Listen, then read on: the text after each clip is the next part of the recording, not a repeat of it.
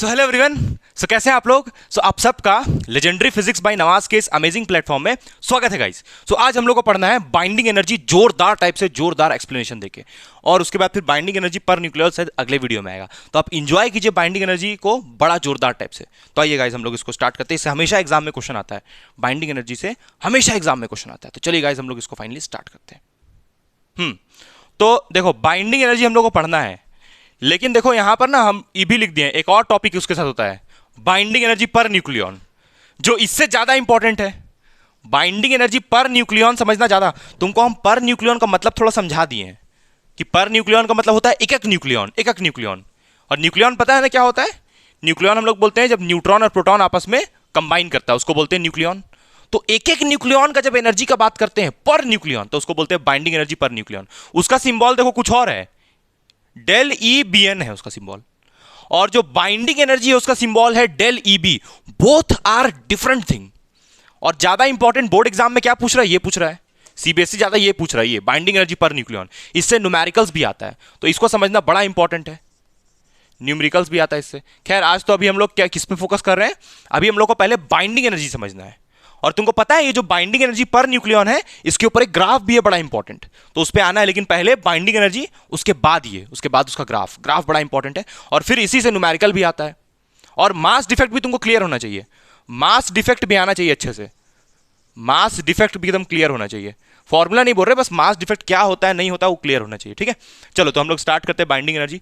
सबसे पहले एकदम सिंपल एग्जांपल, तुमको पता भी है थोड़ा सा। अच्छा, बाइंडिंग एनर्जी का दो डिफिनेशन है। बाइंडिंग एनर्जी को समझने का दो तरीका है, दो तरीका। एक तुमको हम बता चुके हैं, है ना। देखो पहला बता रहे हैं, जैसे मान लो न्यूट्रॉन है, प्रोटॉन है, न्यूट्रॉन है, प्रोटॉन है, न्यूट्रॉन है, प्रोटॉन है, और न्यूट्रॉन है और प्रोटॉन है, और न्यूट्रॉन और प्रोटॉन है। ठीक है, तो यहां पर क्या होता है कि इन लोगों को कंबाइन करते हैं, और कंबाइन करके हम न्यूक्लियस बनाते हैं। ये लोग अलग अलग ऐसे ही वेला था भाई। तो ये जो वेला था इसको फिजिक्स में क्या बोलते हैं? बोलोगी? Free state. जब ये लोग ऐसे ही वेला था, प्रोटॉन न्यूट्रॉन ऐसे ही घूम रहा था, भटक रहा था, तो इसको हम लोग बोलते हैं फ्री स्टेट। अभी ये लोग न्यूक्लियस के अंदर नहीं है भाई। ऐसे तुमको पता है कि जो न्यूट्रॉन प्रोटॉन होता है वो न्यूक्लियस के अंदर रहता है, लेकिन अभी ये लोग न्यूक्लियस के अंदर नहीं, ऐसे ही वेला फालतू भटक रहा है। न्यूट्रॉन प्रोटॉन ऐसे ही ऐसे वेला फालतू भटक रहा है। तो ये लोग सबको क्या किए? हम एक जगह जमा किए। एक जगह कहां जमा किए? न्यूक्लियस में, न्यूक्लियस में। ठीक है, एक जगह न्यूक्लियस में जमा किए। Neutron proton, neutron proton, neutron. और जब ये लोग अलग अलग था तब मास कितना था? मान लो 3 kg। एक साथ हो गया तो मास कितना हुआ? 2 kg। और 1 kg मास गायब हो गया, तो वो 1 kg मास जो गायब हो गया, जो 1 kg मास यहां पर उड़ गया, गायब हो गया, डिफेक्ट आ गया जो मास में, वो मास जो 1 kg का है वो किस में कन्वर्ट हो गया? बाइंडिंग एनर्जी में। ठीक है, किसमें कन्वर्ट हो गया? बाइंडिंग एनर्जी में। आया समझ में? सिंपल है बड़ा। ये लोग ऐसे ही फालतू भटक रहा था, ये लोग सबको एक जगह करने के लिए जो एनर्जी सप्लाई करते हैं उसको बोलते हैं बाइंडिंग एनर्जी, है ना। सप्लाई कहां से किए? सवाल यही मेन समझना है कि ये एनर्जी आया कहां से। तो ये एनर्जी यही लोग दिया। ये जो 3 kg था, ये लोग अलग अलग, ये जो ये लोग अलग अलग 3 kg था, यही लोग एनर्जी दे दिया कि लो भाई इस्तेमाल करो, है ना। जैसे क्या होता है ना कि मान लो कि तुम लोग को फेयरवेल बनाना है। फेयरवेल मना रही हो ना? है फेयरवेल मना रही हो कि नहीं बताओ? फेयरवेल जैसे मान लो बनाना है, ठीक है। यहां समझाते हैं, चलो तुम लोग का बेस्ट, सबसे बेस्ट एग्जांपल यही होगा। 1 मिनट जल्दी से बता रहे हैं। इसको समझने का दो तरीका है भाई, है ना। नहीं समझोगे तो बड़ा दिक्कत है फिर। देखो मान लो कि तुम लोग को फेयरवेल बनाना है, ठीक है। मान लो कि तुम लोग को फेयरवेल बनाना है, तो फेयरवेल मनाना है मतलब तुम लोग अभी अलग अलग हो। अभी फेयरवेल नहीं हुआ है, सॉरी, अभी तुम लोग अलग अलग हो, है ना। अभी तुम लोग भटक रही हो, अलग अलग हो, अलग अलग। तो तुम लोग को एक करने के लिए क्या किया जा रहा है? फेयरवेल, है ना। और फेयरवेल के लिए कुछ पैसा लिया जा रहा होगा, जरूर लिया जा रहा होगा, कुछ एक्स्ट्रा पैसा लिया जा रहा होगा ना फेयरवेल के लिए, है। तो कुछ चार्ज लिया जा रहा है तुमसे एक्स्ट्रा, तुम लोग को एक जगह इकट्ठा करने के लिए। पहले अलग अलग थी, एक जगह इकट्ठा करने के लिए चार्ज लिया जा रहा है। ये चार्ज कौन देगा? स्कूल। ये चार्ज स्कूल देगा?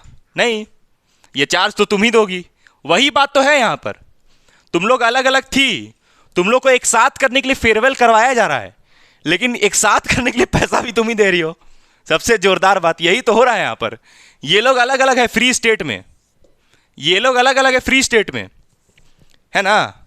तो ये लोग फ्री स्टेट में, इन लोग को एक साथ करना है, न्यूक्लियस बनाना है, और एनर्जी भी यही लोग दे रहा है। मतलब एक साथ इन लोग को हो रहा है, पैसा भी वही लोग दे रहा है कि लो भाई पैसा लो, हमको एक साथ कर दो। वही बात देखो यहां हो रहा है, अलग अलग थी, फेयरवेल मना, लेकिन पैसा भी तुम ही दे रही हो, चार्जेस भी तुम ही दे रही हो। समझ रही हो? मतलब मान लो कि तुम्हारे पास 50 रुपीज था, ठीक है, अब तुम्हारे पास बचता है 40 रुपया, बचता है तुम्हारे पास, तो 40 रुपये और 10 रुपये कहाँ गया? तो ये चार्जेस तुम दी एक जगह होने के लिए। वही तो है यहाँ पर, 3 kg था, दो जब ये लोग एक साथ हुआ तो 2 kg बचा, तो 1 kg कहाँ गया? 1 kg कहाँ गया? तो आइंस्टाइन बताया कि 1 kg यूज हो गया एनर्जी में, मतलब ये बाइंडिंग एनर्जी में इकट्ठा करने के लिए। ठीक है, इसका उल्टा समझ लो, इसका उल्टा देखो, इसका उल्टा क्या होगा? अपोजिट। अब इसका अपोजिट समझो, अपोजिट।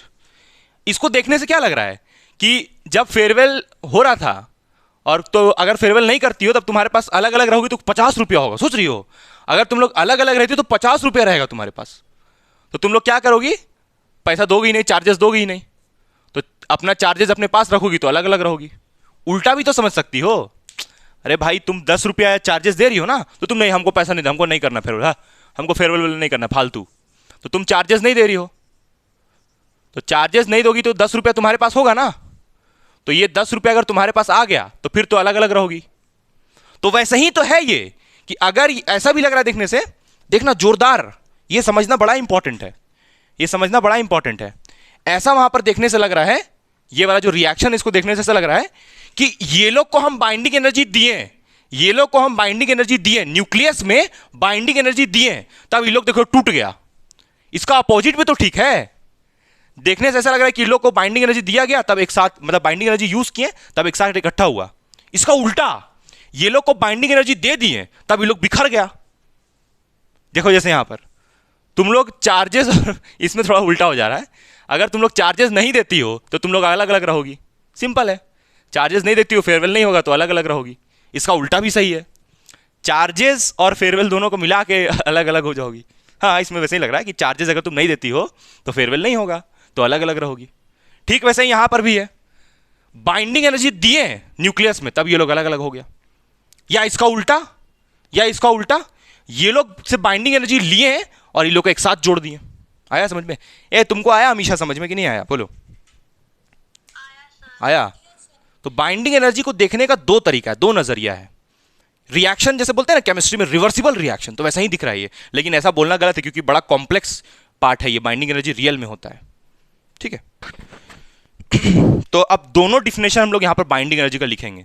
एक डिफिनेशन क्या है? एक डिफिनेशन सिंपल वाला, एक डिफिनेशन सिंपल वाला कि न्यूट्रॉन प्रोटॉन अलग अलग छितराया हुआ था, वो लोग सबको एक जगह इकट्ठा किए और वही लोग से एनर्जी यूज किए, तो उस एनर्जी को बोल रहे हैं बाइंडिंग एनर्जी।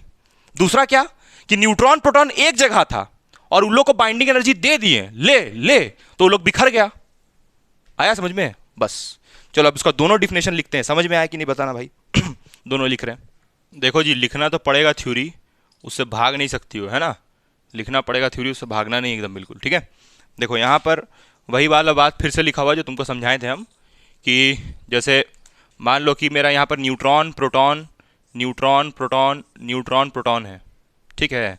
तो ये लोग क्या हो रहा है, ये लोग एक साथ आ जा रहा है, neutron proton neutron proton neutron एक साथ आ रहा है। एक साथ कैसे आ रहा है? ये लोग अपना ही एनर्जी बर्बाद, अपना ही मास को बर्बाद कर दे रहा है, अपना ही मास दे रहा है। तो देखने से उल्टा भी तो लग रहा है, ऐसा लग रहा है देखने से।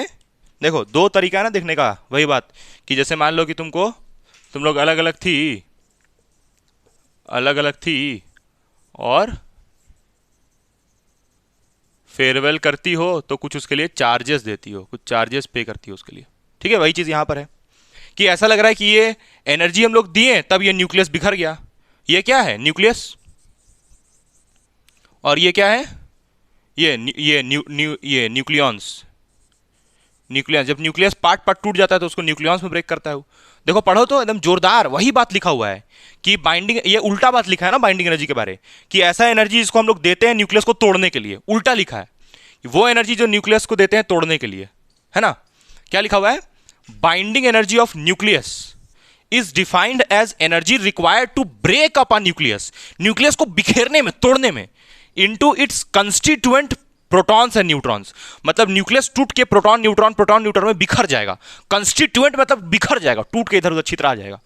And to separate them in such a way, और ऐसा नहीं है कि टूटने के बाद यहां रहेगा ना, टूटने के बाद एकदम एक उधर तो दूसरा उधर, एक छत में तो दूसरा जमीन में, ऐसा हो जाएगा।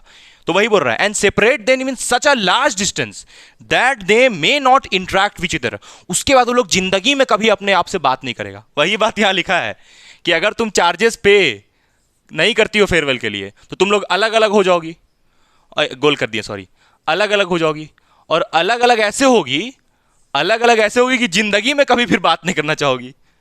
चार्जेस अगर पे नहीं करती हो तो तुम लोग अलग अलग होगी, और अलग अलग ऐसे होगी कि जिंदगी में कभी मिलना नहीं चाहोगी। वही चीज़ है कि जब बाइंडिंग एनर्जी वापस करते हैं हम न्यूक्लियस को, तो वापस ऐसे करते हैं कि पूरा इधर उधर बिखर जाता है लोग, न्यूट्रॉन प्रोटॉन, और ऐसे बिखरता है कि वो लोग वापस एक दूसरे से इंटरेक्ट नहीं करेगा।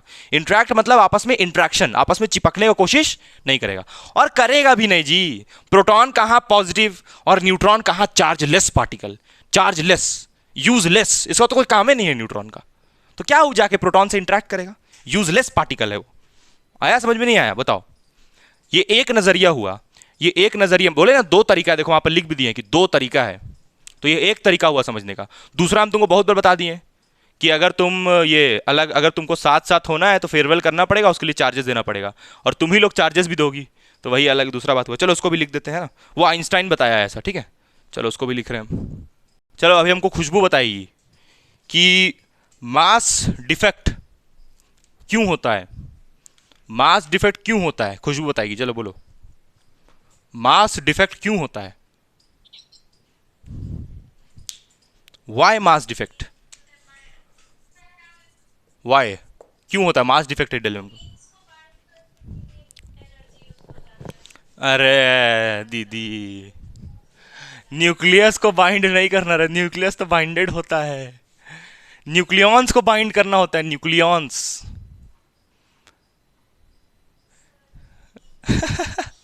न्यूक्लियस को काहे बाइंड करोगे, न्यूक्लियस तो बेचारा बाइंडेड है ही, न्यूक्लियॉन्स को बाइंड करके ना न्यूक्लियस बनाती हो। हाँ हाँ, देखो तो मास डिफेक्ट, मास डिफेक्ट ही तो बाइंडिंग एनर्जी है। अरे जोरदार बात, ये आइंस्टाइन बोला कि भैया मास डिफेक्ट जो है, मास डिफेक्ट ही तो बाइंडिंग एनर्जी है। जैसे जैसे मेरा जो एग्जांपल था न्यूट्रॉन प्रोटॉन न्यूट्रॉन प्रोटॉन, वो लोग क्या कर रहा था, एक साथ कंबाइन होकर क्या बना रहा था, nucleus, neutron proton neutron proton neutron, एक और ले लेते न्यूट्रॉन। तो ये लोग का मास था कितना, 3 kg, बच कितना रहा था, 2 kg, और यहां रिलीज कितना हो रहा था, 1 kg। तो ये जो 1 kg जो मास में डिफेक्ट है, ये लोग देखो आपस में जब एक साथ जुड़ के न्यूक्लियस बना लिया। पहले लोग जब अकेले अकेले था तो ये लोग क्या था, न्यूक्लियॉन्स, अकेले अकेले था तो न्यूक्लियॉन्स था, एक साथ जुड़ गया तो क्या बन गया, न्यूक्लियस। और न्यूक्लियॉन से न्यूक्लियस बनने में कुछ एनर्जी देना पड़ा ताकि लोग एक साथ बाइंड हो सके न्यूक्लियस बनाने के लिए। तो ये जो एनर्जी दे रहा है लोग, क्यों दे रहा है, ये जो मास ये लोग छोड़ दे रहा है, 2 kg ही बच पाया, तो ये 1 kg मास क्यों दिया, ये मास डिफेक्ट क्यों आया, ताकि बाइंडिंग एनर्जी बन सके उससे। तो मास डिफेक्ट होता ही इसलिए है न्यूट्रॉन्स प्रोटॉन्स में, ताकि वो लोग एक दूसरे के साथ बाइंड हो सके। तो मास defect is responsible for binding, मतलब कि बाइंडिंग एनर्जी तभी होगा जब मास में डिफेक्ट आएगा। बहुत जरूरी है, अरे तुमको फेयरवेल में पैसा देना बहुत जरूरी है, अगर तुम फेयरवेल में पैसा नहीं दोगी तो तुम्हारा फेयरवेल नहीं होगा। ठीक वैसे ही है यहां पर, अगर ये लोग अपना कुछ मास यहां पर नहीं देगा, कुछ मास अपना बर्बाद नहीं करेगा तो बाइंड नहीं होगा एक साथ। अगर फेयरवेल में पैसा नहीं दोगी तो फेयरवेल नहीं होगा, कुछ ही देना है, ऐसा नहीं कि तुमको पूरा करोड़ों रुपए दे देना, कुछ ही पैसा देना है फेयरवेल के लिए, लेकिन अगर नहीं दोगी तो नहीं होगा एक साथ फेयरवेल। अरे आया समझ में जी? तो ये किसका नजरिया हुआ देखने का, ये जो ऐसे बता रहे हैं कि ये लोग कुछ एनर्जी, ये लोग कुछ अपना मास को छोड़ देता है, मतलब इन लोगों का कुछ मास 3 kg मास में से 1 kg मास किसमें कन्वर्ट हो गया, बोलो बोलो किसमें कन्वर्ट हो गया, एनर्जी में। तो क्यों ऐसा करता है ये लोग, क्या इन लोगों का शौक होता है कि लो मेरा मास बर्बाद कर दो, तुम लोगों का शौक होता है लो हम फेयरवेल के लिए एक्स्ट्रा पैसा देंगे, नहीं, शौक थोड़ी होता, तुम लोगों को फेयरवेल करना है तो उसके लिए कुछ चार्जेस देना पड़ेगा, वही बात है? तो वही बात आइंस्टाइन बोला कि ये जो मास डिफेक्ट आ रहा है ये इसीलिए आ रहा है क्योंकि लोगों को एक साथ जुड़ना था। तो वही माइंस, ये दूसरा तरीका हुआ इसको देखने का बाइंडिंग एनर्जी को। पहला तरीका ये हुआ कि ये लोग बाइंडिंग एनर्जी दिया ताकि ब्रेक हो जाए, और आइंस्टाइन का तरीका देखो कि ये लोग बाइंडिंग एनर्जी, ये लोग अपना मास 1 kg मास छोड़ इसलिए रहा ताकि लोग बाइंड हो सके एक साथ बाइंडिंग एनर्जी देके। जोरदार। तो चलो अब हम इसको लिखते हैं अब हम लोग, ठीक है ना। अच्छा तुम ये कभी सोची हो खुशबू कि ये लोग, तुम लोग का आया जी समझ में, क्या बताए कि जोरदार समझ में आया कि नहीं, बताओ ये जो समझाए हैं, अरे बोलोगी आज? हाँ। अच्छा एक बात बताओ हमको, कभी जीवन में सोची हो कि ये पिछले बार पूछा था ये कि ये जो एनर्जी निकल रहा है, ये जो मास निकल रहा है, ये जो मास कन्वर्ट हो रहा है एनर्जी में, कैसे हो रहा है? ये लोग, ये जो मास ऐसे रिलीज हुआ एनर्जी में कन्वर्ट हुआ, कैसे कन्वर्ट हुआ, ये पूछा था पिछले बार। या फिर ऐसा समझो कि ये जो एनर्जी रिलीज हो रहा है, सुनो, ये जो एनर्जी 1 kg जो मास है वो बाइंडिंग एनर्जी में कन्वर्ट होकर क्या हो रहा है, रिलीज हो रहा है। अरे रिलीज हो जाता है भाई, ये मत सोचना यहां रुके रहता है, ये मत सोचना कि बाइंडिंग एनर्जी यहां रुके रहता है, नहीं, रिलीज हो जाता है। तो ये रिलीज किस फॉर्म में हो रहा है, ये क्वेश्चन पूछा था, किस फॉर्म में ये बाइंडिंग एनर्जी रिलीज हो रहा है? बताओ, बोलो, कौन बताएगा? बोलो, कौन बताएगा? कौन बताएगा? इलेक्ट्रोमैग्नेटिक रेडिएशंस, ये जो बाइंडिंग एनर्जी रिलीज हो रहा है, रिलीज का स्पेलिंग गलत लिखे हैं क्या? हाँ ये सही है, रिलीज का स्पेलिंग। हाँ, तो ये जो बाइंडिंग एनर्जी रिलीज हो रहा है ये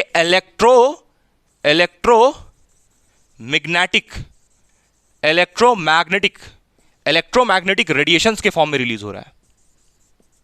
क्लियर? और बाइंडिंग एनर्जी क्यों रिलीज हो रहा है समझ में आ गया? चलो इसका दूसरा ये सब कौन बताया? आइंस्टाइन। ये जो नजरिया है ऐसे देखने का, उसका किसका नजरिया? आइंस्टाइन का। तो आइंस्टाइन क्या बताया, डिफिनेशन क्या है वो हम लिख रहे हैं अभी। तो मास डिफेक्ट होता है फॉर, बोलो अमीषा, मास डिफेक्ट क्यों होता है? For binding energy. हाँ, bind the nucleons to form a nucleus. ठीक है, चलो इसका लिखते हैं डिफिनेशन। देखो वही बात जो तुमको हम एक्सप्लेन किए उसी को घुमा के लिखा हुआ है। According to Einstein this is the mass difference, there is a mass difference. और ये जो मास डिफरेंस आता है मतलब जो 3 kg था उसमें से 2 ही kg बचता है, तो मास डिफरेंस कितना हुआ? 1 kg का। तो ये जो मास डिफरेंस आ रहा है कितना? 1 kg। हालांकि ये सब एग्जाम्पल दे रहे हैं 1 kg, इसको दिल पे मत लेना, बहुत कम होता है। Due to the formation of nucleus and this mass defect is released which is called binding energy. और ये जो मास डिफेक्ट है कितना का? 1 kg का। ये मास डिफेक्ट रिलीज होता है किस फॉर्म में? In form of energy, energy के फॉर्म में रिलीज होता है। और इसी एनर्जी को क्या बोलते हैं? Binding energy. उन लोगों को एक साथ जोड़ने के लिए जो एनर्जी रिलीज खर्च हुआ। अच्छा, बाइंडिंग एनर्जी का देखो छोटा सा फॉर्मूला लिखा हुआ है एक, बताओ आइंस्टाइन का फॉर्मूला क्या होता है? E इक्वल टू mc², ये होता है E इक्वल टू mc², यही फॉर्मूला होता है आइंस्टाइन का। तो इस फॉर्मूला के हिसाब से जो एनर्जी हो रहा है वो किस में कन्वर्ट हो रहा है? मास में। एनर्जी किस में कन्वर्ट हो रहा है? मास में। तो ठीक वैसे ही जो यहां पर लिखा हुआ है, क्या लिखा हुआ है? मास defect is released in form of energy. मतलब मास डिफेक्ट किस में कन्वर्ट हुआ? खुशबू, मास डिफेक्ट किस में कन्वर्ट हुआ? बाइंडिंग एनर्जी में। सही है, वही बात है ना, आइंस्टाइन वाला ही। तो वही बोला, this energy is released when, कब रिलीज होता है? बाइंडिंग एनर्जी कब रिलीज होता है? अरे भैया जब न्यूट्रॉन प्रोटॉन कंबाइन करना चाहता है तब, वही लिखा हुआ है। This energy is release when certain amount of neutron and proton are brought together. एक साथ जब फेयरवेल बनाना होता है तुमको, एक साथ फेयरवेल बनाना होता है तब वो पैसा देती हो, यानी तब तुम बाइंडिंग एनर्जी देती हो। क्लियर है ना? हाँ, तो ये पूरा कंसेप्ट हुआ बाइंडिंग एनर्जी का, डिफिनेशन, एक्सप्लेनेशन सारा हुआ। अब नेक्स्ट क्लास में हम लोग को पढ़ना है बाइंडिंग एनर्जी पर न्यूक्लियॉन। समझ लियो, उसका थोड़ा सा तुमको समझाते हैं, 2 मिनट समझाते हैं कि ये एक्चुअली क्या है, ये पर न्यूक्लियॉन है क्या। 2 मिनट समझ लो, तुम इतना समझ गए तो 2 मिनट और समझ लो, जरूरी है समझना उसको भी। ये लिख लियो, ये पूरा लिख लियो, थोड़ा सा समझना है बाइंडिंग एनर्जी पर न्यूक्लियॉन को, जरूरी है समझना। 1 मिनट। बाइंडिंग एनर्जी का ना एक और फॉर्मूला भी है। बाइंडिंग एनर्जी को ऐसे भी हम लोग लिखते हैं, देखो न्यूमेरिकल्स के लिए एक फॉर्मूला हम बता रहे हैं, फिर अभी पर न्यूक्लियॉन वाला 2 मिनट समझाएंगे।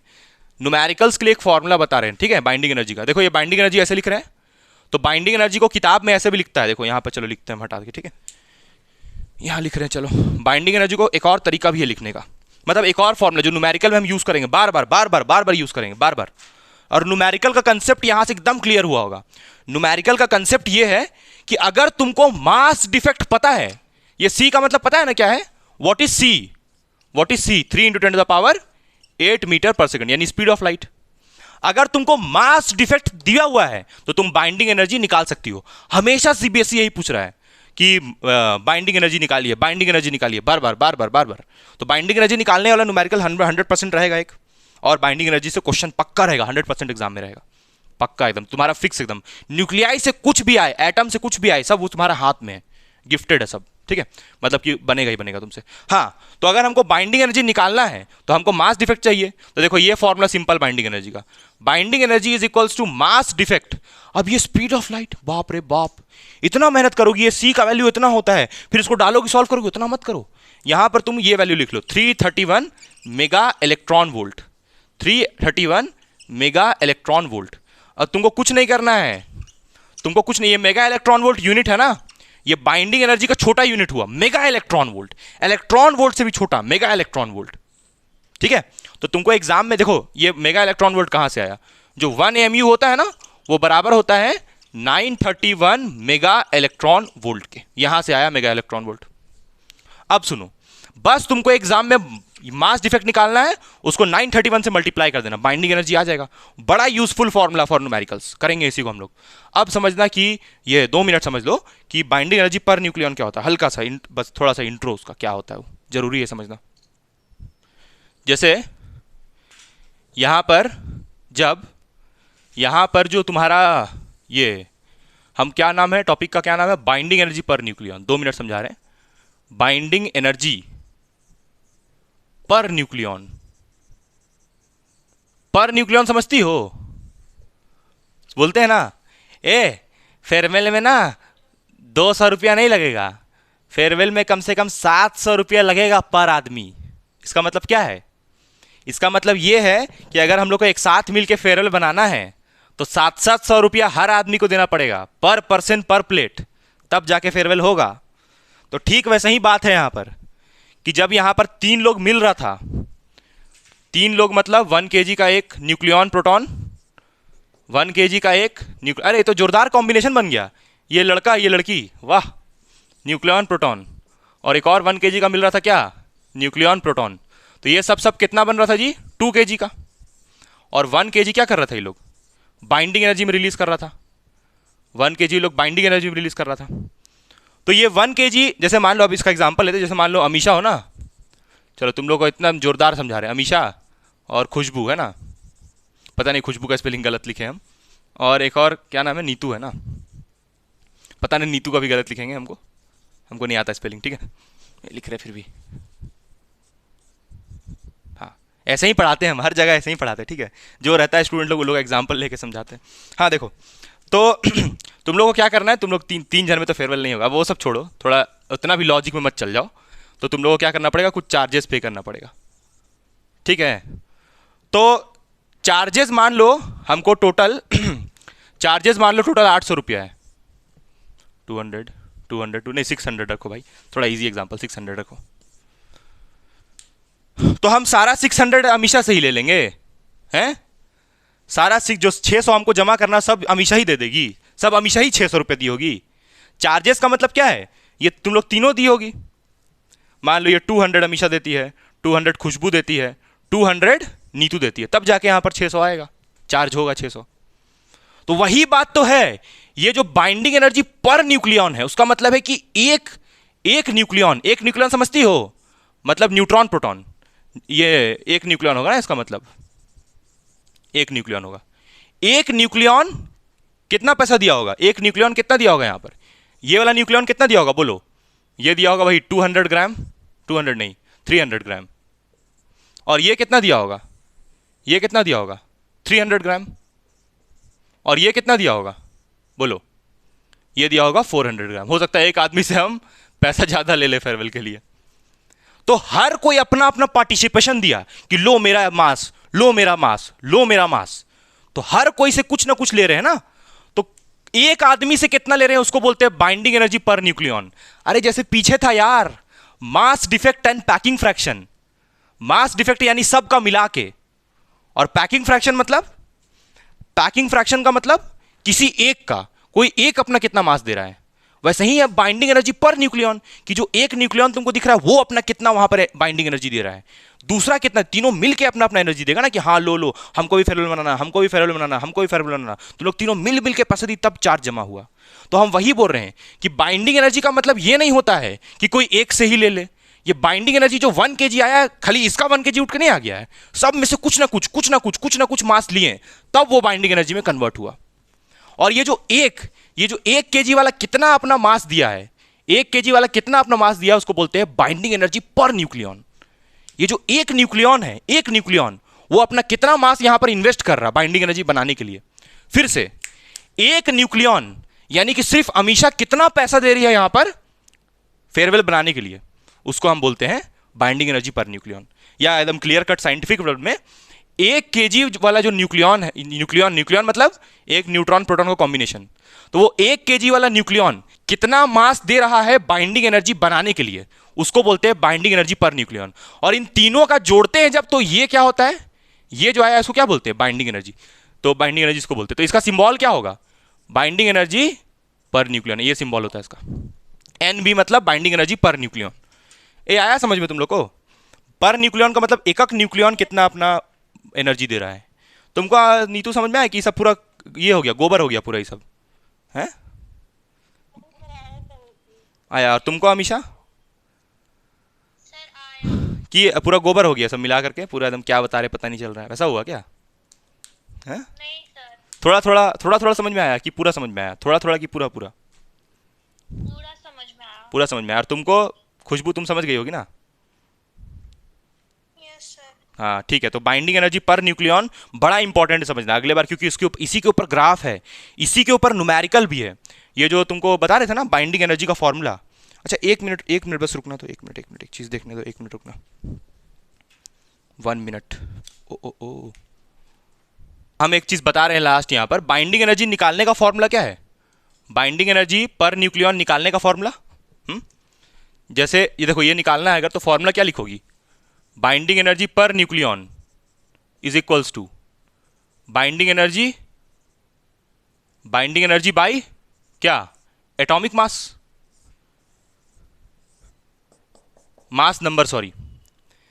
नंबर कितना एलिमेंट का, उसको डिवाइड कर दो तो पता चल जाएगा कि ये कितना होगा, कितना मास। अच्छा कितना मास है उसी से डिसाइड करोगी ना। कोई हैवी एलिमेंट है, बड़ा अमीर लोग है, तो लोग ज्यादा पैसा देगा फेयरवेल के लिए, कोई भिखारी टाइप का है तो कम पैसा देगा। वही चीज यहां पर लिखा हुआ है कि एटॉमिक मास देखना पड़ेगा, मतलब मास नंबर देखना पड़ेगा कि वो लोग कितना पे कर सकता है, उसको भी तो देखना पड़ेगा, कितना पे कर सकता है वो भी तो देखना पड़ेगा। मान लो एक जन का कैपेसिटी 85 रुपया है पे करने का, तो फिर 50-50 लेना पड़ेगा। तो डिपेंड करता है कि कितना लोग है, फेयरवेल के लिए कितना लोग जमा हो रहा है, वो भी तो इंपॉर्टेंट है ना। तुम लोग 3 लोग हो तो उसी हिसाब से चार्ज होगा। जैसे जैसे आदमी बढ़ेगा, तुम बताना ये नीतू, अगर यहां पर लोग बढ़ जाएगा, मान लो यहां पर आदमी बढ़ जा रहा है, यहां पर जो ए है मतलब आदमी लोग ज्यादा बढ़ जा रहा है, तो ये जो तुम्हारा बाइंडिंग एनर्जी पर न्यूक्लियन होगा वो कम होगा कि बढ़ेगा? सोच के बताना, सोच के एकदम ध्यान से। अगर यहां पर फेयरवेल का आदमी लोग बढ़ जाता है, सोच के बताना, ये हटा दे रहे 50 रुपये हम। अगर फेयरवेल में अभी तुम 3 लोग हैं, अगर आदमी बढ़ जाता है तो मेरा जो ये जो चार्जेस है, ये चार्जेस ये घटेगा कि बढ़ेगा बताओ? पर पर्सन का बात कर रहे हैं, ये चार्ज नहीं बाबू, ये नेट चार्ज नहीं, पर पर्सन जो पैसा है वो, जैसे मान लो यहां पर 6 लोग आ जाता है, मान लो तुम लोग का कोई दोस्त होगा, मान लो XYZ 3 दोस्त आ जाता है तुम्हारा, और बाकी तुम लोग तो हो ही, अमीषा खुशबू नीतू तुम लोग तो हो ही, और तुम लोग का 3 और दोस्त आ जाता है, तब कितना देना होगा? अरे तब तक तो 100 रुपये देना होगा ना, अरे तब तो 100 रुपये देना होगा, नहीं समझी? तब तो ये भी 100 देगा, ये भी 100 देगा, ये भी 100 देगा, ये भी 100 100 नहीं समझी? नहीं समझ में आया? देखो ना, ये लोग आदमी लोग बढ़ गया, तो आदमी बढ़ने से यहां पर सबको थोड़ा कम कम पैसा देना पड़ रहा है, तो बाइंडिंग एनर्जी तो बढ़ रहा है, लेकिन पर न्यूक्लियन बाइंडिंग एनर्जी घट रहा है। जोरदार। सबसे खतरनाक बात तो यही समझना है कि बाइंडिंग एनर्जी पर न्यूक्लियन और बाइंडिंग एनर्जी उल्टा चलता है। बाइंडिंग एनर्जी पर न्यूक्लियन और बाइंडिंग एनर्जी उल्टा चलता है। सबसे जोरदार बात तो यही है समझना। देखो वहां पर लोग बढ़ गया, मतलब ये जो एटॉमिक मास, ये मास नंबर है, अगर मास नंबर बढ़ेगा तो बाइंडिंग एनर्जी पर न्यूक्लियन घटेगा, समझ रही हो। लेकिन ये तो बढ़ेगा, ये वाला तो बढ़ेगा, ये जो तुम्हारा बाइंडिंग एनर्जी वो तो बढ़ जाएगा। मतलब बाइंडिंग एनर्जी पर न्यूक्लियन और बाइंडिंग एनर्जी उल्टा चलता है। बाइंडिंग एनर्जी पर न्यूक्लियन और बाइंडिंग एनर्जी उल्टा चलता है। मतलब अगर ये बढ़ता है तो ये वाला घटते चलता है, क्योंकि देखो ये इनवर्सली प्रोपोर्शनल है। देखो ना, ये इसके इनवर्सली है, लेकिन ये वाला इसके क्या है, डायरेक्टली। चलो अगले क्लास में डिस्कस करेंगे। ये फॉर्मूला हुआ तुम्हारा निकालने का, बाइंडिंग एनर्जी पर न्यूक्लियन निकालने का ये फॉर्मूला हुआ। और बाइंडिंग एनर्जी निकालने का, बाइंडिंग एनर्जी निकालने का फॉर्मूला बोलो बोलो, बाइंडिंग एनर्जी निकालने का फॉर्मूला क्या होता है, बोलो जल्दी से। मास डिफेक्ट इनटू सी स्क्वायर। चलो अगले क्लास में आगे करेंगे, ठीक है। चलो समझ में आया ना। चलो अगले क्लास में और जोरदार समझाएंगे इसको मतलब ग्राफ और ये सब, ठीक है। चलो बाय।